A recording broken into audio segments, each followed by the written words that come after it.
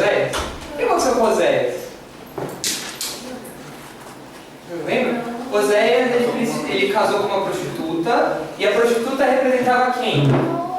É como se Deus fosse o diretor de uma peça, falando: Oséias, você vai casar com ela porque ela representa o meu povo. As suas duas filhas é o reino do norte e o reino do sul. Então você vai dar esse nome para elas. Ou seja, foi um teatrinho, entre aspas. Não é um teatro propriamente dito, não é uma apresentação teatral, mas é uma espécie de representação.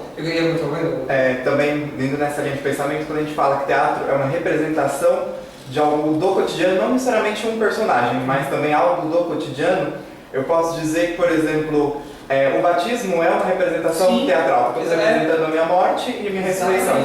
Assim também a gente pode dizer que a serpente, ela estava interpretando um personagem ali, entre aspas, né? Ela se representando como uma serpente, entre aspas, né? Vamos dizer assim. Tentando seduzir, então tudo bem que era mais uma falsidade do que uma encenação, né? Mas você falou na questão do batismo, eu acho que essa daí é a fato. Até mais do que Oséias, assim, a questão de o batismo, ele é uma representação viva do que é a vida do crente, que ele morre e ressuscita, é lavado do pecado. Então, diga. Então seria, por exemplo, todos aqueles rituais que os judeus tinham que fazer no Antigo Testamento seriam também no teatro? Tipo, mata o cordeiro, faz assim, sei lá o quê. Acho que nem tudo porque algumas coisas elas tinham funções específicas ali. Mas, por exemplo, tinha algum tipo de sacrifício que o sacrifício em si ele era só representativo. Então ele representa, tanto que o autor de Hebreus vai falar lá na frente que tudo aquilo que aconteceu antes era sombra do que viria. Então, como se fosse um teatro de sombras, né? A gente pode dizer assim. Só falar alegorias, né? Exatamente. É uma representação.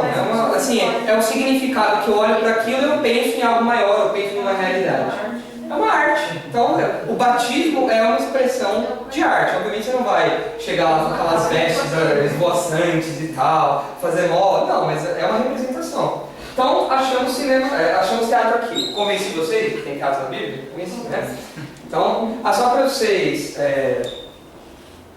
terem em referência aí, quem comenta isso aqui muito bem é o Francis Schaeffer. Ele tem um livro que chama A Arte e a Bíblia. É básico. A leitura é obrigatória para quem quer saber. Tem um livro curtinho, tem na Amazon lá. Acho que para impresso deve custar R$16, é bem baratinho. Você não é pela Ultimato. E é muito bom. E ele vai colocando esses exemplos aqui. Tem dança na Bíblia? Miriam dançou, depois que Davi dançou, aqui o pessoal interpreta, o pessoal pensa que Davi era uma, todo afeminado dançando. Gente, dança, a gente vai ver isso depois. Mas dança nos tempos do Antigo Testamento era outra coisa. Era uma dança cultural. Vocês já viram reuniões de, como chama? Bar mitzvah? Dos judeus? Como é a dança lá? Eles ficam rodando lá, dançando e tal, e fazendo tudo aquilo. Aquilo é a dança dos judeus. Não é esse tipo de dança que a gente vê na igreja hoje, que pega o lenço e faz assim, e Senhor, renova-me e faz assim. Isso não é dança bíblica. Isso não é dança. A dança dos templos do Antigo Testamento era uma dança cultural e mais, ela era coletiva. Não era só Miriam que falava lá no palquinho lá da Palestina e fazia uma dança. Era o povo inteiro que dançava, celebrando aquilo. Então era algo muito específico.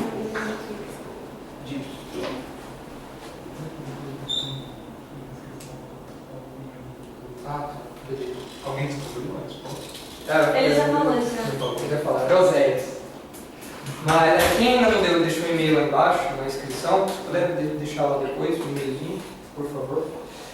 Então tem dança na Bíblia também. Então a gente fica devendo o quê? Talvez pintura, mas ainda assim a gente tem, não necessariamente a gente tem indício de pintura, nós não vemos isso, mas a gente vê trabalho de revestimento, a gente vê os adornos que eles eram feitos de maneira que representavam as cores e tal.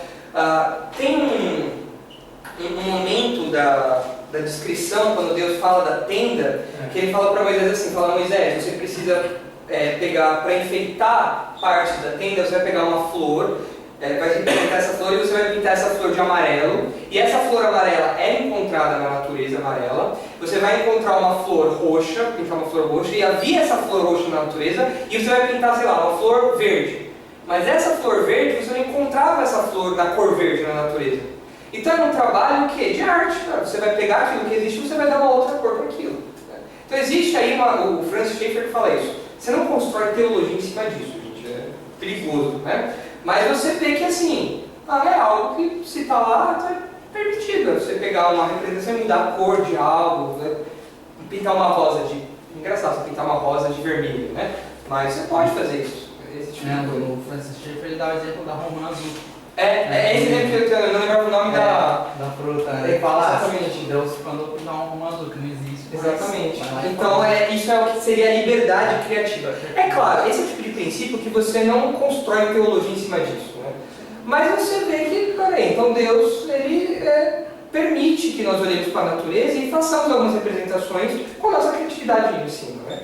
Então, a pintura acaba entrando nisso. Cinema e fotografia são variações, né? A fotografia é uma variação da pintura e o cinema é uma variação do teatro, né? Uma variação contemporânea. Mas então, nós vimos que Deus, ele é o artista, nós somos artistas e mais do que isso, existem essas artes na Bíblia. Ou seja, isso não é pecaminoso. Agora, quando nós pensamos nisso, tem uma última questão que eu acho importante a gente ressaltar, que diz respeito aos temas que são abordados pela arte.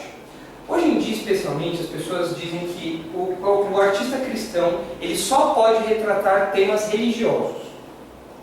Isso é verdade? Por que não é verdade? Vamos pensar na história bíblica. Quando Deus cria o mundo, quando Deus dá ordens ao povo, ele dá ordens apenas na temática religiosa? O leão, ele é uma representação religiosa? E tinham figuras de animais dentro do templo. Ou seja, dentro do templo tinha anjo, tinha lá os anjos da arca e tal, mas você tinha animais também. Então, peraí. Então significa que a arte cristã ela não precisa abordar somente temas religiosos. Então quer dizer que eu, por exemplo, quero fazer um poema para minha namorada, Isabela, fazer um poema para ela. Eu preciso fazer um poema com: querida Isabela, que a graça de Deus te surpreenda em todos os dias, que o júbilo do Senhor esteja em teus lábios, que a salvação de nosso Deus em Jesus Cristo. Eu posso fazer isso? Posso. Agora, eu vou ser pagão ou eu vou ser menos crente por fazer um poema que fale sobre como eu te amo, como é bom passar uns dias com você, como é bom lembrar dos momentos felizes que a gente teve. Isso é pecado? Fazer um poema com essa temática? Não. Isso mostra para nós, então, que isso faz parte da nossa humanidade. Eu sou mais humano quando eu produzo arte a respeito da minha vida. Eu não preciso ficar restrito a temas religiosos. Eu não preciso ficar sempre falando, só tema religioso, só tema religioso. É claro, eu não preciso nem falar bom senso, né? Você não vai sair representando, vou representar agora aqui algo que vai totalmente contra o que a Bíblia fala, ou algo que é totalmente imoral. É óbvio que não. Mas a nossa vida, ela não precisa ser compartimentada em áreas cristãs e áreas não cristãs. As pessoas pensam primeiramente em artes, tudo só é bom ser relacionado diretamente a Deus. Exatamente. Exatamente. E Deus nos fez humanos. E a humanidade faz parte da nossa essência. E Não dá pra pensar em música. Não precisa ser necessariamente falar diretamente de Deus. Exatamente.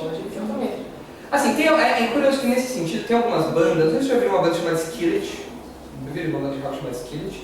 Tem outra que chama Ashes Remain também. São bandas cristãs que assim, para você ouvir o nome de Deus ali, você tem que ouvir a discografia inteira, você vai ouvir uma vez, e aí você vai ficar em dúvida se ele estava falando que era God ou Good, você vai ficar meio assim, porque esse tipo de pensamento às vezes eu acho perigoso.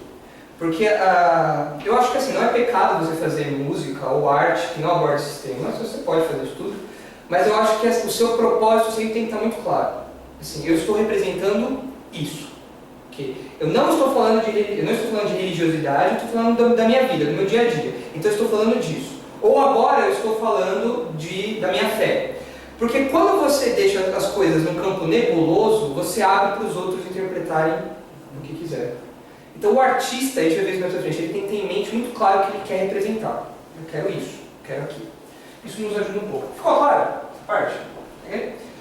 E o Schaeffer ele termina falando a respeito, isso que mata a questão do senhorio de Cristo. Né? Quando Cristo ele é nosso Senhor, ele não é apenas Senhor do nosso domingo na igreja. Ele é Senhor da nossa vida 24 horas por dia.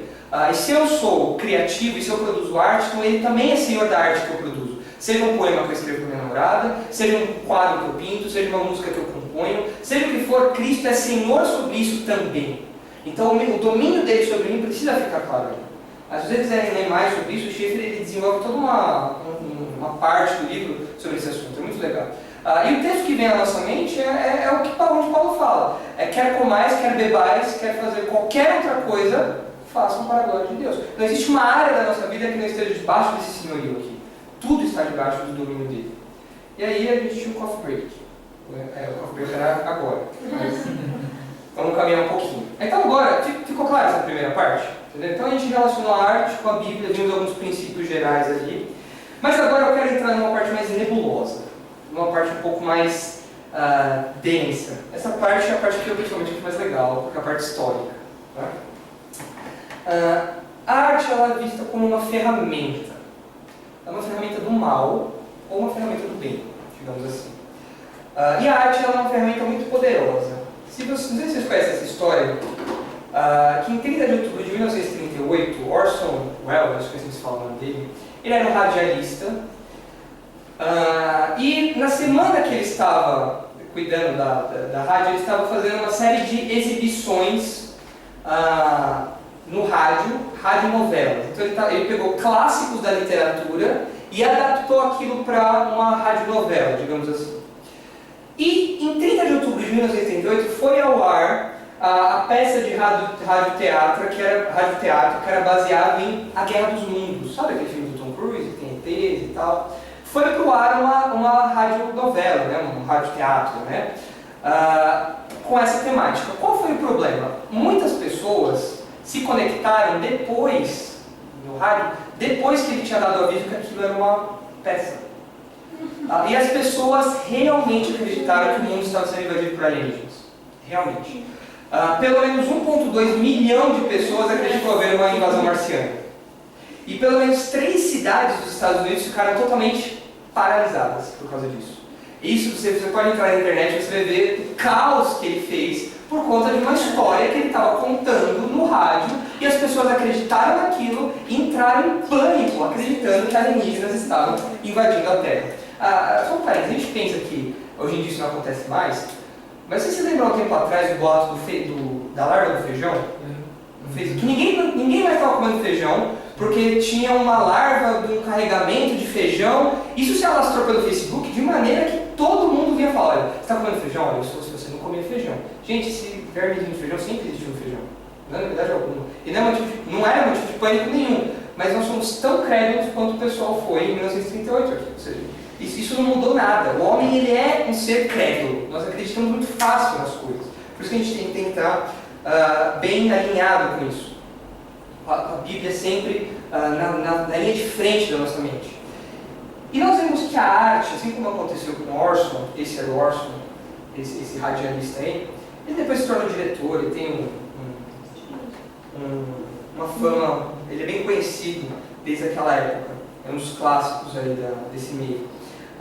E nós vimos nele o poder de uma boa história.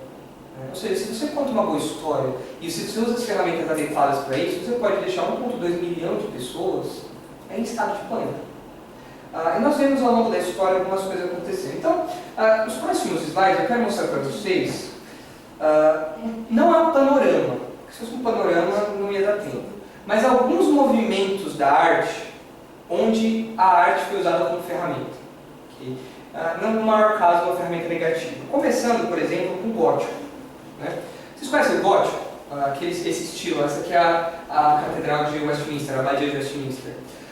O gótico se desenvolveu ali na Idade Média e foi uma forte ferramenta de domínio da Igreja Católica. Se você olhar para as igrejas góticas, aqui no Brasil nós não temos nenhuma igreja de estilo gótico. Assim. As igrejas do Brasil elas se fundiram muito, os estilos. Então, a Catedral da Sé mesmo, ninguém consegue caracterizar que estilo é aquele. Ninguém sabe, não mistura muito bem. Mas se você for para a Europa, onde isso aconteceu, você vai ver várias igrejas construídas nesse estilo aqui. Então, só para vocês entenderem um pouco o que eu quero dizer com isso.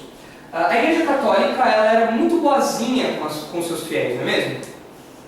amor, né? Eles eram muito fiéis, eles eram muito legais para os seus fiéis e tal, e eles queriam dar alegria para os seus fiéis. Então eles faziam o quê? Prédios extremamente altos, para que as pessoas se sentissem minúsculas.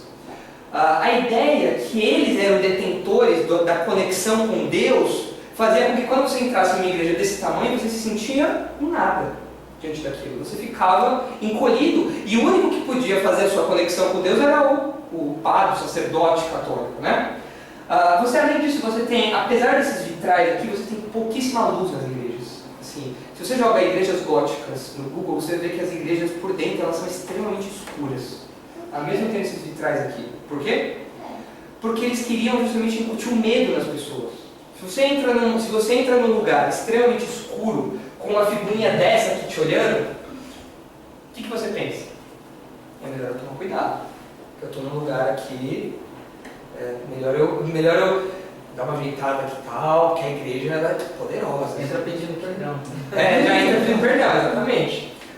Essas figurinhas aqui vocês conhecem, são os gárgulas. Tá? Os gárgulas eles têm uma função bem específica na arquitetura, que era meio que uma quina onde a água caía, certo? Mas a Igreja Católica, muito criativamente, falou: é muito simples a gente colocar só uma quina. Vamos colocar um demônio ali para assustar as pessoas. Então eles misturaram no gótico, eles colocaram esses demônios. E às vezes você vê em algumas igrejas católicas góticas, você vê esses gárgulas dentro da igreja.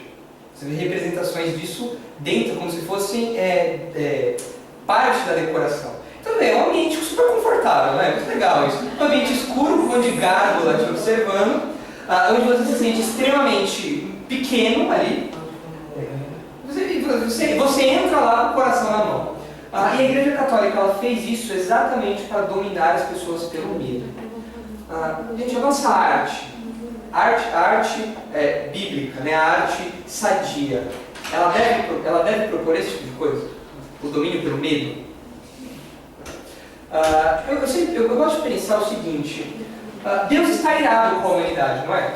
Deus está irado com a humanidade. Romanos fala isso, que a ira de Deus se manifesta sobre os homens. Mas um arco-íris é bonito? Sim. Uma cachoeira é bonita? Sim. Ou seja, mesmo Deus irado, Ele ainda concede coisas belas para aqueles que estão rebeldes contra Ele.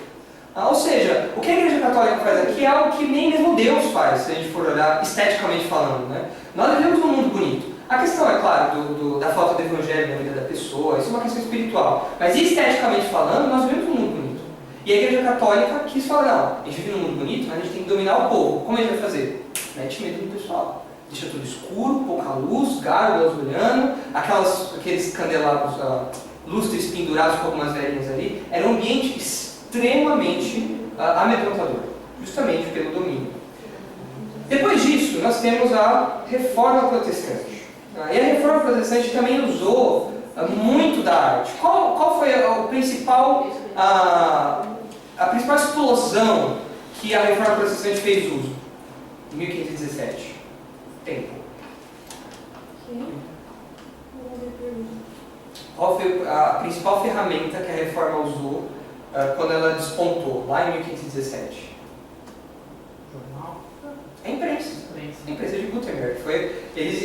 Quando isso chegou, a imprensa de tipos, né, que você tinha que pegar os tipos e ficar colocando lá e tal, eles falaram: agora é a oportunidade que a gente tem de disseminar a palavra de Deus, então a gente vai usar isso.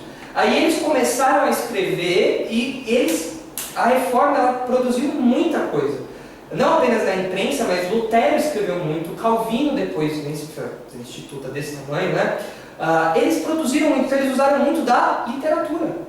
Eles usaram demais da literatura para promover os princípios da Reforma Protestante. Mas, como eu tinha comentado no começo, aconteceu um problema. Eles queriam se apartar totalmente da Igreja Católica, né? Assim, eles queriam reformar a Igreja Católica, reforma. Eles não queriam dividir, eles queriam reformar, mas não deu certo reformar. Então eles tiveram que dividir.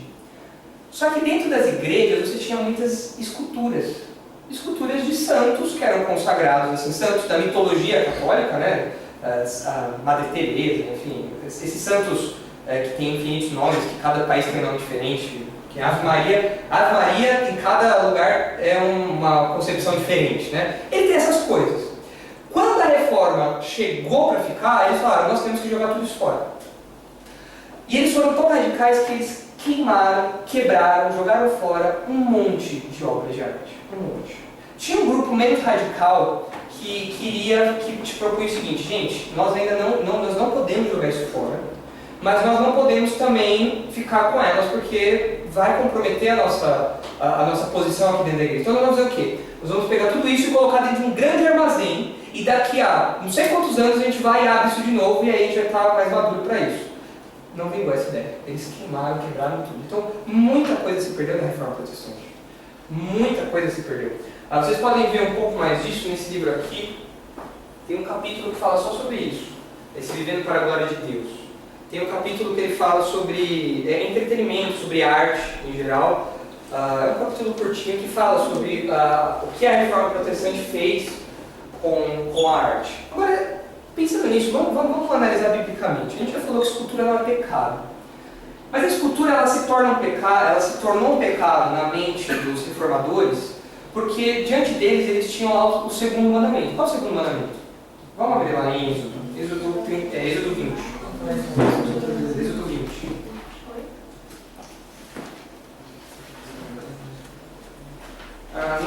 Para os reformadores, qualquer tipo de escultura, especialmente aquelas feitas no contexto cristão, elas violavam diretamente o segundo mandamento. Mas isso era uma visão não apenas radical, mas também equivocada a respeito disso. Olha lá, Êxodo 20, a partir do versículo 4. Não farás para ti imagem esculpida, nem figura alguma do que há em cima do céu, nem embaixo na terra, ou nas águas debaixo da terra. Se você pega só isso, é metade do mandamento. Porque olha a sequência. Não te curvarás diante dela. Ou seja, não é pecado fazer uma representação de escultura. É pecado o quê? Eu me curvar diante dela. A idolatria é pecado. Nem as cultuarás, pois eu, o Senhor teu Deus, sou Deus zeloso. Eu castigo o pecado dos pais nos filhos até a terceira e quarta geração daqueles que me rejeitam. E nós vemos isso acontecendo, logo esse mandamento sendo quebrado, logo depois que Moisés desce do monte. O que acontece quando ele desce? O que está acontecendo lá embaixo? O bezerrinho de ouro, está lá. E nós vemos que a intenção do bezerro de ouro não era representar um bezerro. Vamos fazer um bezerro aqui de arte? Estou meio entediado, vou fazer um bezerro aqui. Não, o povo falou, Arão, pega as nossas joias, faça um bezerro, porque esse Moisés aí, ó, morreu. A gente não sabe o que aconteceu com ele. Então agora a gente tem que adorar alguém. Então vamos adorar o bezerro. E por isso que quando Moisés chega, ele fala, eu não acredito, eu acabei de saber que não é para fazer isso, esse povo vai lá e faz, por rebelde. Então nós vemos a idolatria como pecado, mas existe outro episódio no livro de Números que mostra que escultura foi algo ordenado pelo próprio Deus e que foi uma espécie de salvação, que é o episódio da serpente. O povo estava rebelde, Deus fez com que um monte de serpente começasse a picar o povo, e qual que era o único jeito da pessoa ser salva? Olhando para a serpente que Moisés levantaram, uma serpente de bronze. Então, do mesmo lado que nós vemos a idolatria sendo condenada no bezerro de ouro, nós vemos uma escultura sendo usada por Deus como um veículo para salvação circunstancial do povo. Então, os reformadores, eles não desenvolveram esse conceito, eles foram radicais.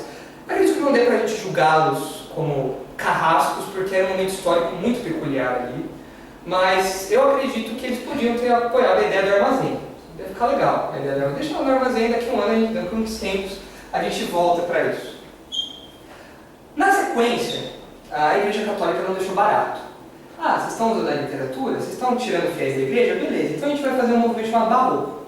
E eles criam ali, eles começam a financiar grandes artistas. Falam, você quer trabalhar com a gente? Então vem cá, faz a sua grande obra de arte dentro da minha igreja. E aí você surge com aquelas igrejas, isso é ouro, igrejas forradas de ouro. Quando você vai para Ouro Preto, Minas Gerais, você vê igrejas, lá é menos do que na Europa, obviamente, né, mas você vê igrejas forradas de ouro ou revestidas, né, não necessariamente feitas de ouro maciço, mas revestidas de ouro. E a resposta do Barroco foi uma estratégia de marketing fenomenal. A gente está perdendo fiel, o que a gente faz? Vamos trazer a beleza para dentro da igreja. Ninguém fica firme diante de uma beleza estética tão grande. Você vai querer ficar com o pessoal da reforma, que quebra tudo, que é pobre, que não tem ouro, ou você vai querer ficar com a gente, que nós temos os grandes artistas, nós temos os grandes intelectuais, nós temos ouro dentro da nossa igreja. Você quer realmente ficar lá com eles? Ou ficar com a gente? A Igreja Católica ela foi muito sagaz, ela foi muito esperta nisso. E, só para vocês terem ideia, né?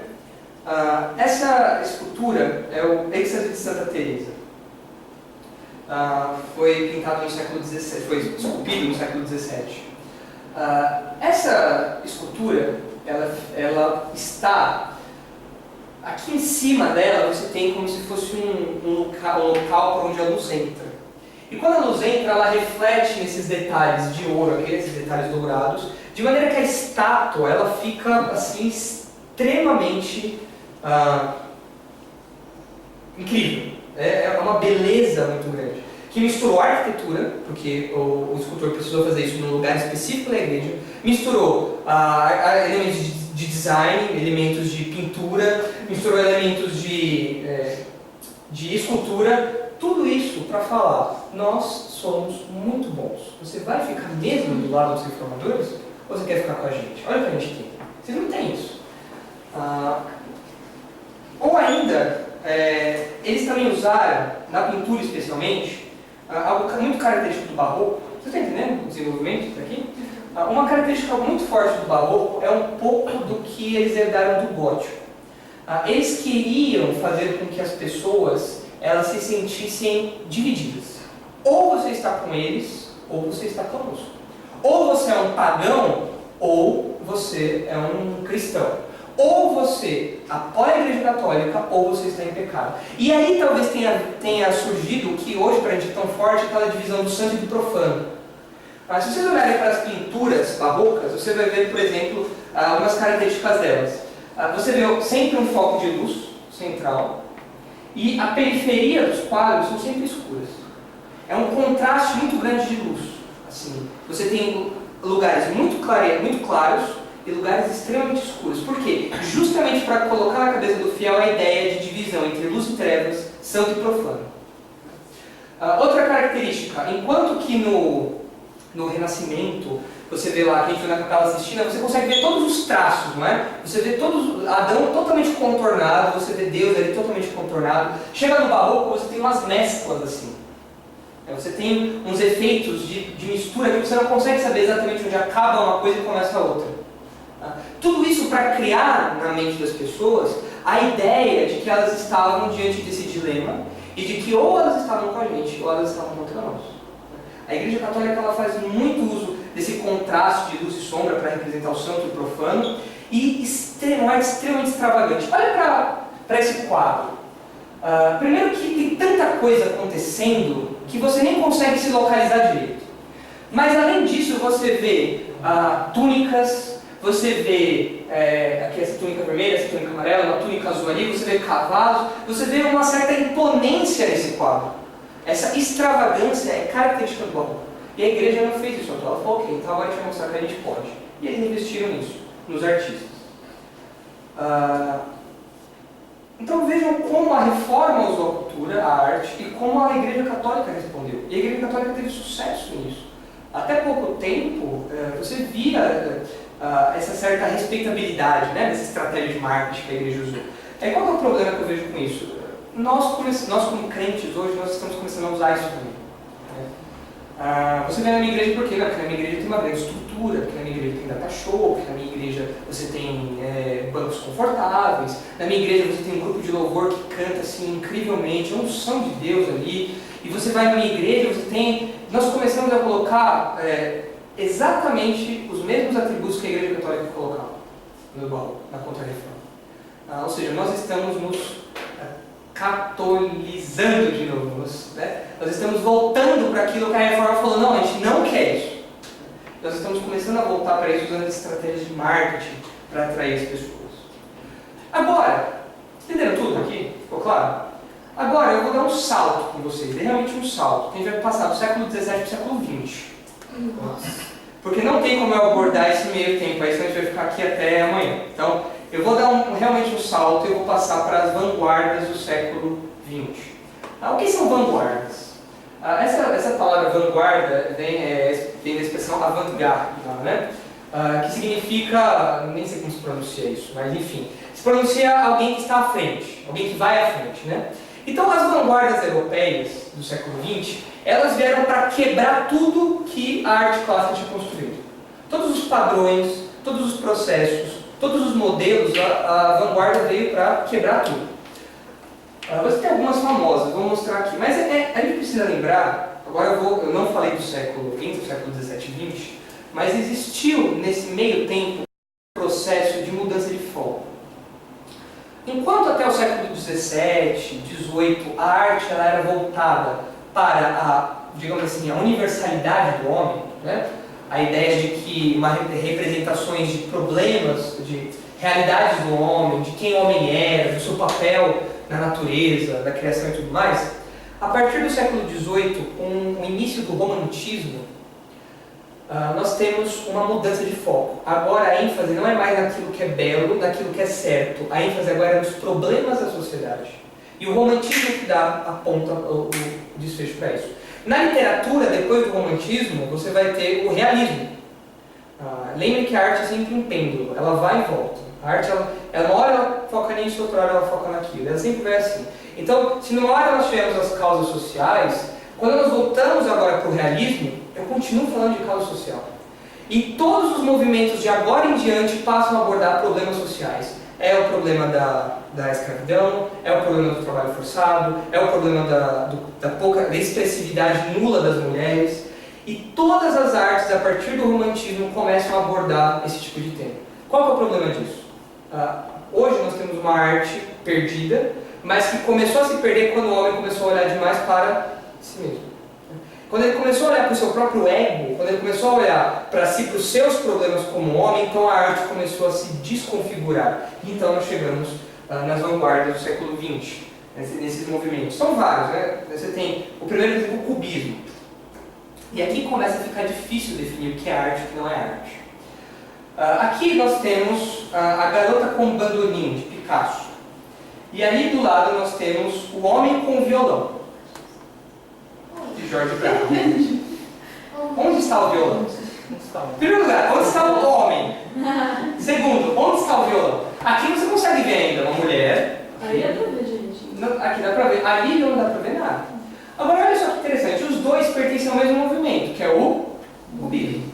Qual que era a proposta do cubismo? O cubismo, apesar de a gente achar feio, a proposta do cubismo é muito legal. É você representar algo com o mínimo de traços e características possíveis. Isso daqui não é uma mulher. Pelo menos não é uma mulher renascentista, lá toda desenhada. Mas quando você bate o olho, é uma mulher. Então, com o mínimo de traço possível, eu represento algo. Agora, o desenvolvimento disso naquilo, eu não consigo ver. Não dá. É uma obra, é aquele tipo de obra de arte que você fica assim, olha para o título, olha para a obra, e no final você fala que é a efemeridade da vida. Essa é a suma de tudo que se pode resumir de arte. Mas o que os cubistas, como o Picasso, queriam fazer? Eles queriam experimentar, eles queriam fugir daquele rigor técnico. As academias de arte, elas tinham todo um rigor técnico. Você precisava seguir exatamente aquilo. E eles falaram, não, eu quero pintar algo diferente. E pintou isso. E depois chegou naquilo. Então vejam como uma boa ideia se tornou algo um pouco questionável. Não é mesmo? Se eu não falasse para você que aquilo era um homem com violão, ainda falando não adiantou nada. Mas vai mudar um pouquinho. Agora, eu vou editar. Não, você não vai conseguir ver.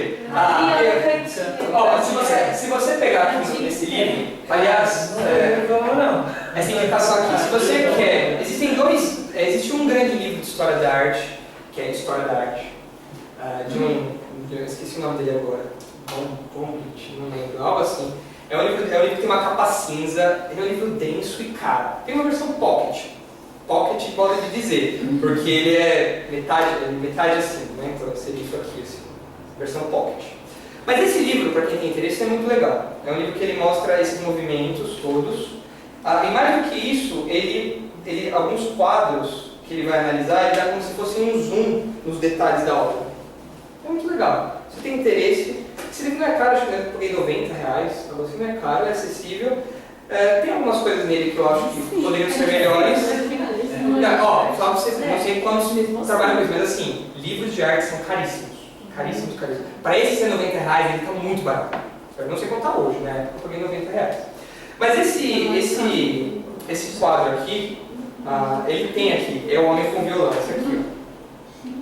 E eles tiveram a prepotência ou a presunção de colocar em detalhes aqui, como se tivesse uma coisa para detalhar. Então eles colocam aqui, ó, negação de profundidade.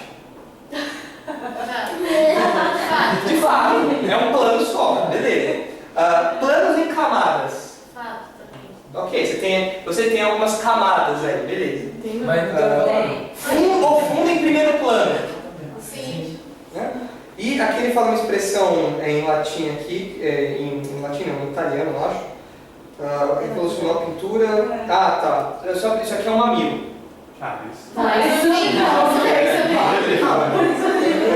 Ok, já existe fazer alguma coisa. O violão deve estar por aqui então. Ali, ó. É, esquerda. Nossa, não consigo ver. Cadê? Onde? Isso aqui? Abaixo ali, ó. Aqui? Não, do Do lado outro esquerdo. lado, à esquerda ali, ó. Aí, ó. Isso. E vai isso aí, a boca dele, o corpo dele e tal. Tem o braço que vai até aqui assim. Não, Não. do outro lado, o braço. Mostra as tarraxas do violão aí pra mim. Não, o violão sem tarraxa. Nem corda. Nem corda. Só o corpo e o braço. Bom, notem que a partir desse momento da história da arte, já não tem, o artista ele já não tem mais a obrigação de falar, de mostrar o que ele quer. Ele se desprende da realidade. Ele representa algo assim que é uma percepção dele a respeito daquilo. Aqui você ainda entende, mas ali já fica num nível que você pode se questionar. Agora, na sequência, eu coloquei aqui esse quadro famoso da Guernica, né? Eu coloquei aqui como cubismo, porque na verdade o pessoal coloca ele no surrealismo já. Mas ele tem algumas características do Picasso, que era cubista. Então, ele navega nesses dois campos. A Guernica, você pode olhar para ela e pensar que ela é um quadro muito feio. Na verdade, ela é um painel, ele tem 3,5 metros por 7. É um painel bem grande, que foi encomendado para uma exposição na Espanha. E ele retrata o bombardeio que os alemães fizeram na cidade de Guernica. O nome do quadro, Guernica. Agora, quando você olha para isso, você pensa, nossa, meu Deus, o que é isso? Gente, esse quadro é uma das evidências de que mesmo essa arte abstrata, ela tem um trabalho mental muito intenso por trás. Na arte, geralmente, quando você vai estudar arte, você estuda pedaços do quadro. Né? Os pedaços do quadro falam por si só. Mas aqui é interessante você observar, por exemplo, que ele está falando de um bombardeio. Então você acha que isso é uma coisa caótica ou uma coisa bonitinha de se representar? Caótica. Você vê o caos aqui. O bombardeio, ele causa formas bonitinhas ou deformações? Você vê deformações aqui. Então você vê o Picasso escolhendo uma técnica específica para representar um evento específico. Agora vamos dar um zoom aqui em algumas coisas. Olha, por exemplo, essa figura aqui. O que é essa figura? É um boi. Mas dizem, né, os estudiosos, que isso é um minotauro. É uma representação do minotauro. O que o minotauro representaria aqui? O ímpeto ou a força, a brutalidade do homem. Algo assim, como sendo algo que vem para destruir. Okay? Pode ser. Isso aqui é uma figura estranha, mas... uma característica do cubismo, você não tem profundidade. Tudo é apresentado no mesmo plano. Um olho não está mais frio. Se eu virar assim para vocês, ó, vocês vão ver um olho aqui e o outro aqui. Para o cubismo não, é tudo virado. É meio que uma arte egípcia, né? Que tudo era assim, né? Sempre de frente, além da lateralidade que chama. Você tem um pouco disso no cubismo. Você não tem relação de dimensionalidade, planos, né? Agora, olha só que interessante. O que é isso aqui? Uma mulher. Vocês se lembram de alguma escultura que tem algo parecido? A Pietà. Renascentista. Então você vê, clássica, né? Então você vê que Picasso ele não colocou isso aqui à toa. Ele está fazendo. A relação que ele faz aqui é de uma mãe chorando pelo seu filho, mas é uma emoção mais intensa, porque nos remete à consagrada Pietà. É uma emoção muito mais forte. Voltando para cá. Você vê aqui no centro, o que é isso aqui? cavalo. O cavalo, de acordo com os estudiosos, não sei se eu vou tão longe, mas seria a opressão, ou melhor dizendo, os ataques que os fascistas estavam fazendo à Espanha. No caso, era Mussolini, o Hitler, e tinha mais um outro lá que era da própria Espanha, esqueci o nome dele. Enfim, me fugiu o nome. Mas os governos totalitaristas. Então, e você pode ver que esse cavalo, ele está pisando aqui diante de um soldado com uma espada quebrada e uma flor meio fantasmagórica surgindo aqui. Ou seja, ele está falando realmente de algo que vem para destruir. Isso aqui, o que parece para vocês? Uma lâmpada. Agora, olha um olho. E é um olho do mal, porque está saindo coisinhas dele. É um olho do mal. É um olho que vê tudo e é um olho do mal. E mais do que isso, o que acontece? Qual é a representação gráfica de uma explosão? E o que ele está representando aqui? Um bombardeio.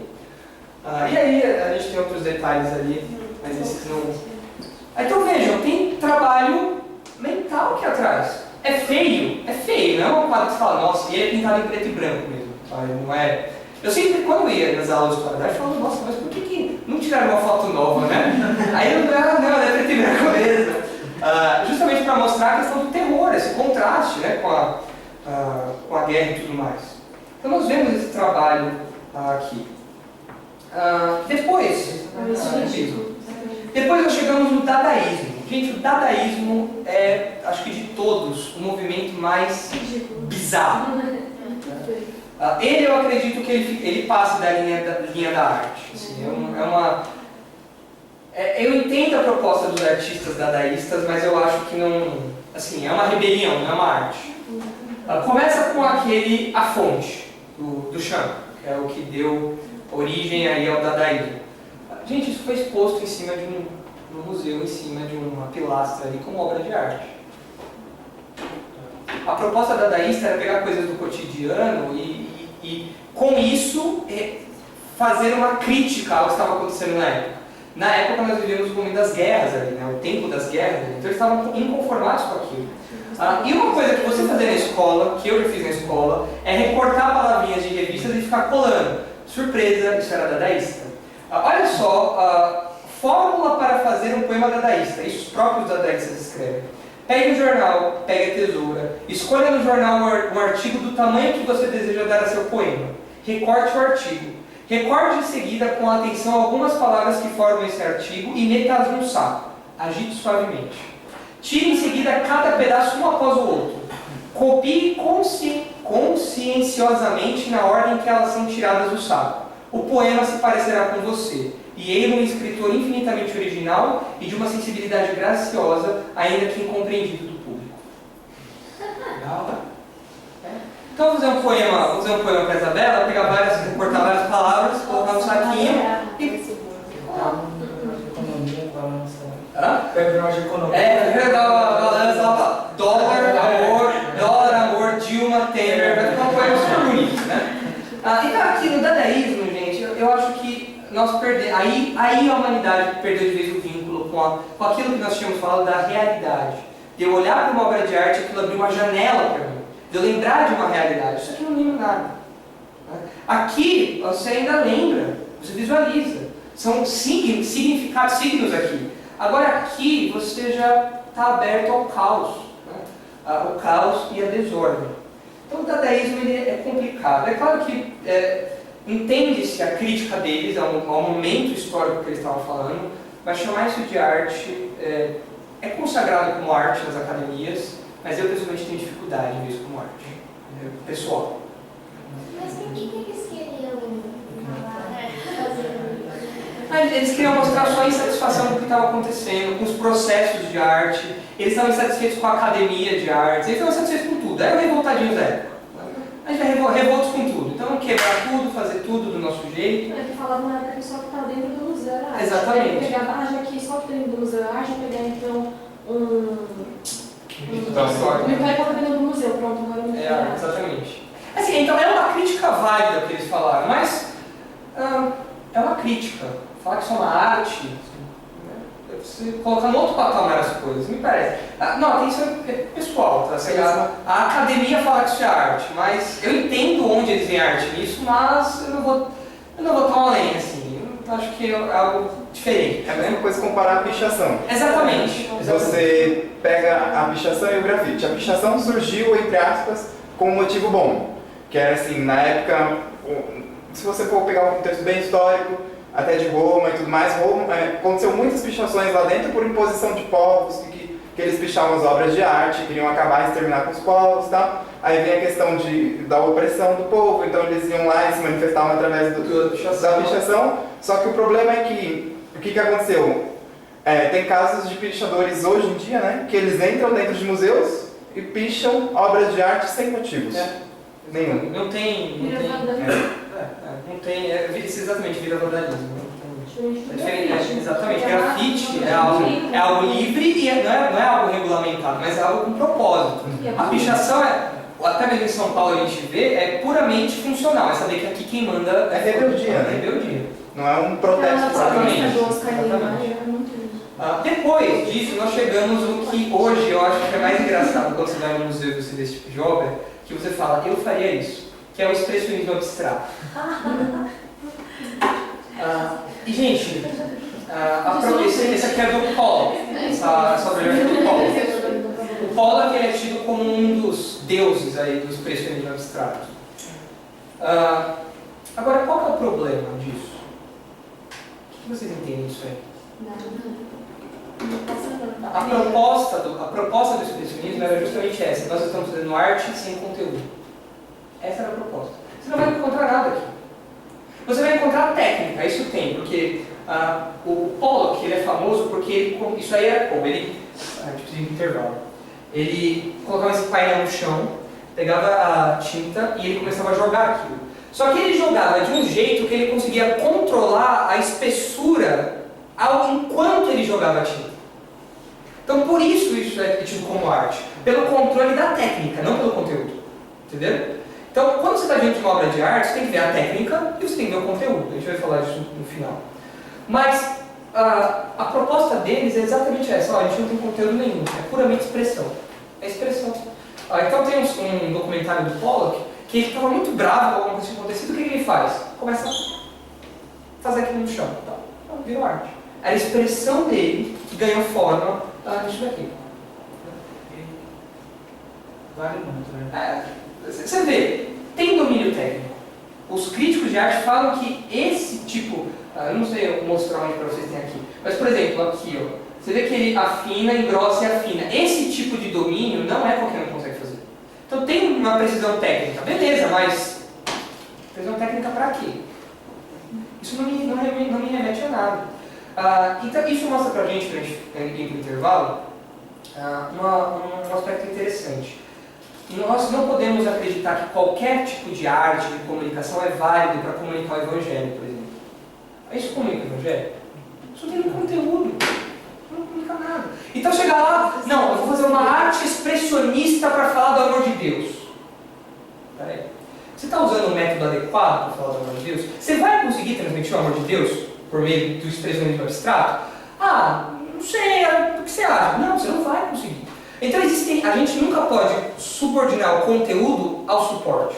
Entende quando eu falo suporte? Suporte é a técnica, né, utilizada, o estilo utilizado. Eu nunca posso subordinar. Em primeiro lugar eu tenho meu conteúdo, eu quero representar isso. Qual das ferramentas que eu vou usar para isso? Podia ser o barroco, podia ser o renascimento, podia ser, aí vai as ferramentas, né, a música, etc e tal. Mas em primeiro lugar eu tenho meu conteúdo. Porque quando eu coloco o conteúdo debaixo da técnica, aí rapaz, aí não tem jeito. Entenderam esse panorama? Vamos para o intervalo então, na volta a gente vai falar um pouquinho rapidinho sobre a indústria cultural. Para a gente entrar nas coisas de encerrar, você falou sobre pichação, tem um documentário muito bom que é uma pichação, mesmo documentário, que é de 1h30 sobre pichação de São Paulo. E daí mostra bastante assim, as origens e tal, e é questão dos motivos. Né? Porque você pegar um grupo de pichadores, um de cada região de São Paulo, reunir e perguntar por que você picha, cada um vai falar, não tem unidade, não tem unidade. Não é todo mundo fala, para marcar meu território, eu gosto lá, porque eu quero protestar. Enfim, você vai ter assim, muita... É uma expressão individual de rebeldia. Isso, sim, muito E assume várias frentes, né? Sim, Várias sim, frentes. sim. Isso quando isso não gera briga de gangue, porque o cara foi lá, bichou Porque assim, é uma coisa muito da periferia. Exatamente. Um ponto interessante só para pontuar, por exemplo, a questão do expressionismo, não que ele possa ser descartado na nossa vida, porque ele não deixa de ser bonito também. Sim. Eu não posso pegar um quadro desse, por exemplo, e colocar na sala de casa porque as cores ornam com outras. A gente não pode abolir essa questão. Aliás, eles tinham, o Pollock ele tinha controle da paleta de cores que ele usava nas artes. Eu vou usar a paleta tal, então ele tinha a técnica. Essa é a questão que você falou. A técnica ela pode ser muito bela, Exatamente. mas ela é pobre em mensagem. Exatamente. Então, É a pobreza, assim, ela não me transmite. Ela pode me causar uma sensação, mas é uma sensação subjetiva, assim. Pode causar pra mim uma, pra ela outra, pra você outra. Então é conteúdo pobre, mas a técnica. é legal assim, saber aonde usar, por exemplo, isso. Exatamente. Eu não vou usar, logicamente, para pregar o evangelho, mas eu posso usar em diversas outras situações da minha vida. Eu posso usar. Às vezes algum tipo de decoração, algo assim, coloca lá no lado. É design.